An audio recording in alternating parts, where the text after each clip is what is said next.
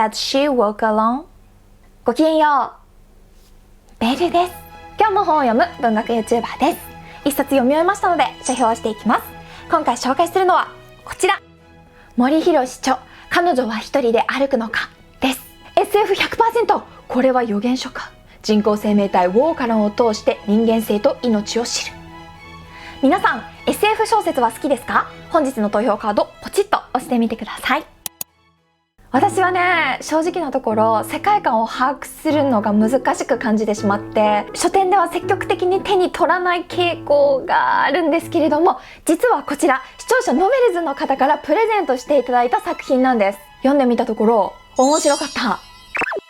著者の森博さんは理系の小説家です。シリーズ作品が多く S&M シリーズ、W シリーズなどアルファベットの命名が多いですね。すべてが F になるというタイトルは S&M シリーズの第1作ということで、私も名前は聞いたことがあります。で、こちらの彼女は一人で歩くのかは W シリーズの第1作。私は初めて森さんの著書を読みました。一体どんな内容なのでしょうか？紹介していきます。彼女は一人で歩くのか。英訳は Does she walk alone? 人間とウォーカロンの共存、人類の存亡を題材にした物語です。舞台はおそらく今から約200年後くらいの未来。ウォーカロンとは人工細胞で作られた生命体です。ロボットではありません。人間との差はほとんどなく、外見上は全く見分けがつかない。この物語の主人公は人間とウォーカロンの判別技術を研究するハギリ博士。ハギリ博士は80歳の若者。そうなんです。人間は人工細胞の移植技術により寿命が半永久的に長くなりました。しかしなぜか子供が生まれなくなりました。つまり移植技術を持った比較的経済的に豊かな文明圏で一定の人口が保たれているという状態です。なおウォーカロンから子供が生まれたという事例は報告されていません。地球上に子供がわずかばかりしかいなくとも嘆くことばかりではありません。意志を継ぐ者がいないからか、武力衝突や犯罪はほとんどなくなりました。なのに冒頭は爆発シーンで始まります。ウォーカロンが人間化し、人間がウォーカロン化した今、違いを見つけることは何を意味するのか。何かもわからないものに追われるハギリ。それを守るために突如現れた女局員ウグイ。真実はこの言葉にあり。赤い魔法を知っている。かなり壮大な内容でした。読んでいて印象に残った部分を3つに絞りましたので、1つずつ紹介していきます。1つ目は入り込める綿密な設定。細かいことは目をつむろうっていうタイプの小説もあると思うんですけれども、こちらは本格 SF っていうんですかね、かなり手が込んでいると思います。章の初めにアンドロイドは電気羊の夢を見るかという書籍の引用文がありまして、私は読んだことがないのですが、こういった世界観が好きな人には魅力的な構成だと思います。ただ私は設定をきちんと理解するまでに少し頭の整理が必要でした。人にも聞いた。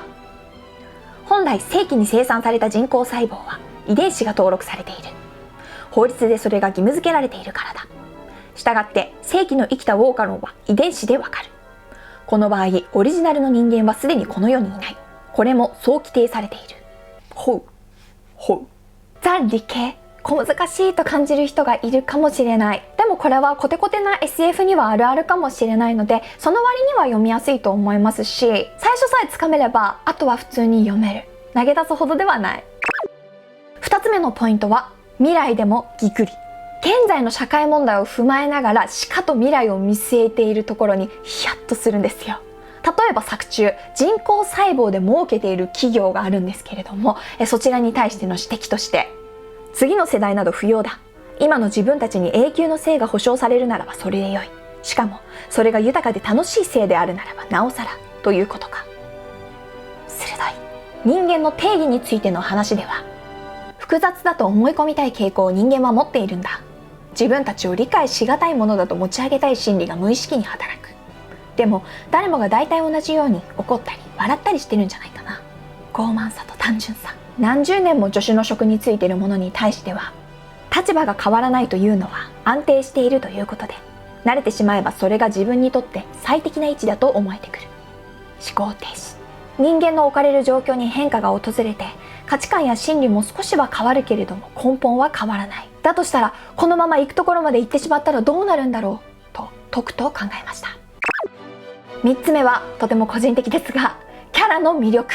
ハギリ博士は思慮深くって穏やかな人です。でもまあ普通っちゃ普通で、私が注目したいのはウグイっていう萩リ博士の SP 的な女性局員、妄想イメージでは出来上がってるんですよ。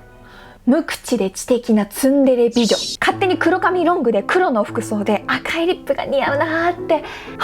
失礼いたしましたはじめ、ウグイが人間かウォーカロンかということは分かりません。ただウォーカロンのように事務的で効率的なんです。萩リ博士がうかつにも人間なのかどうかを確かめるような質問をした時には失礼は感じませんでした。それは私が人間でなくても同じです。また、もし人間でなくても人間でないことの本当の意味を自分は知りません。そういうものだそうです。クールだけど、こういうやりとりが読んでいくうちに癖になってくるのよ。淡々として愛くるしい。現在シリーズが10作出ているということで、ここの関係は気になるところです。最後に一冊をまとめていきます。私はあまり経験がないのですが、海外に行くと改めて日本の良さを気づくという感想を聞きますよね。人が死なない世界では大事な人が倒れてもさほど驚きません。笑ったところで社会は変わりません。未来を予言しているかのような SF 世界へ飛ぶことで改めて人間の良さに気づけると思います。最後のページに本著の真髄と言える文章がありましたので引用します。結局のところ、全ては人の心がどう捉えるのかという問題に帰着する。子供が生まれるとはどういうことか、生きているとはどういうことか、人間とは何なのか、そしてこの社会は誰のものなのか。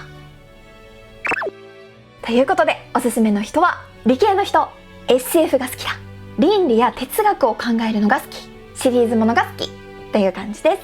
森博氏著、彼女は一人で歩くのか。参考までに動画概要欄に Amazon リンクを貼っておきますが、こちらの図書は現在営業中、デル書店でも取り扱っています。三省堂書店神保町本店2階特設スペースでお買い上げいただきますと、しおりの特典もついてきます。こちらも合わせて詳細を概要欄に載せておきます。森さんの本って何かフェアがあった時とかって必ずラインナップあるじゃないですか。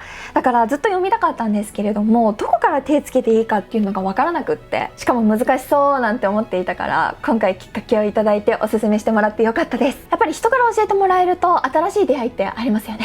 ありがとうございました。この時期ですからね、ちょっと冷たい態度のウォーカロンにあげたいのはやっぱりホッカロンまた寒くしちゃった。